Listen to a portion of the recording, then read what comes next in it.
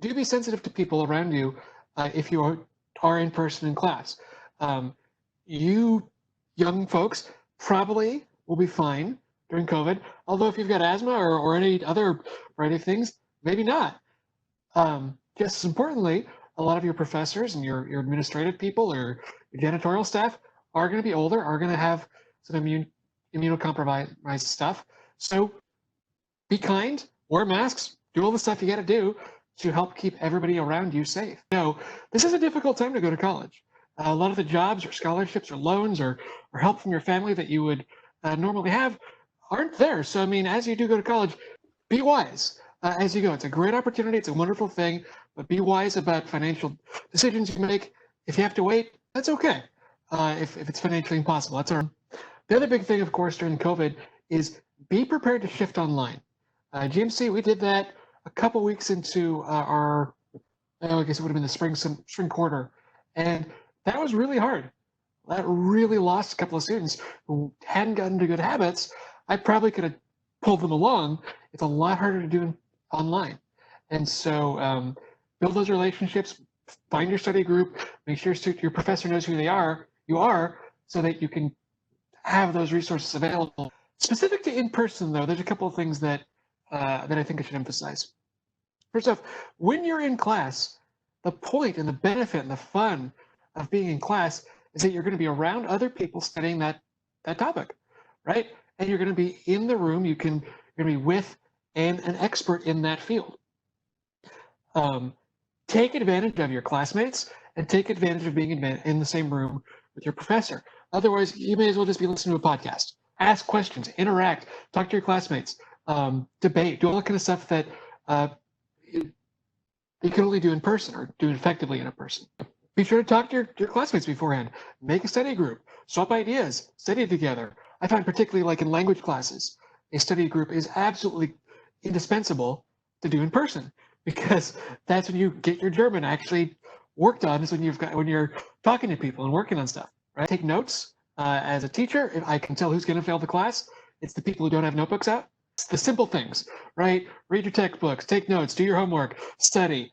The rule of thumb for any college class is that you should probably spend about 2 hours of homework and studying and the rest for every hour in class. So if it's a 3-credit-hour class, it probably means you want to spend about 6 hours every week in homework, studying, study groups, etc. Right? This varies on the person and the discipline. If it's engineering or math, you'll spend a lot of time on homework. If it's history or political science or English, you'll do more reading and writing. Strategy will differ from class to class and from person to person, but have one and be writing the whole time. That's critical. That enables you to study afterward.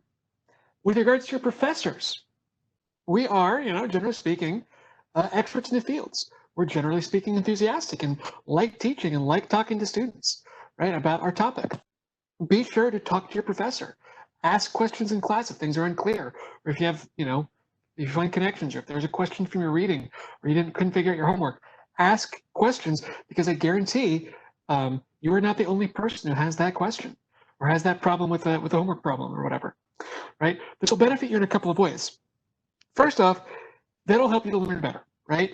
If you engage with the topic, if you're thinking of questions, that means your brain is active, you're working, and you can have misunderstandings fixed. You ask questions if you're a good student, if you're active in class discussions, etc. Your professor will know you and respect you and think of you as a good student.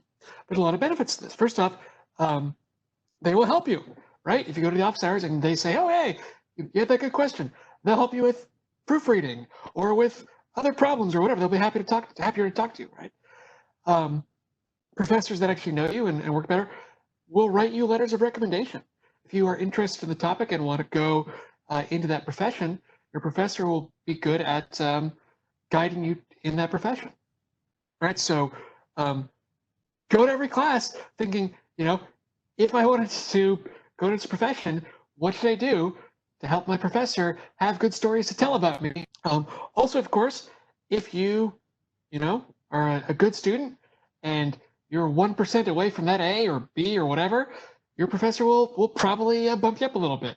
If you fall asleep in class, they will not.